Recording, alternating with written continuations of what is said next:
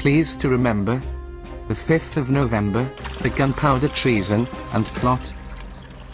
I know of no reason why the gunpowder treason should ever be forgot.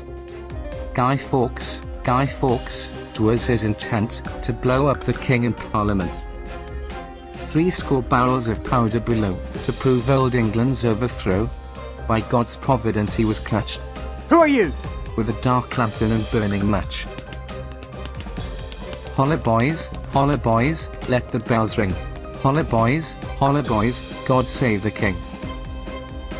And what should we do with him?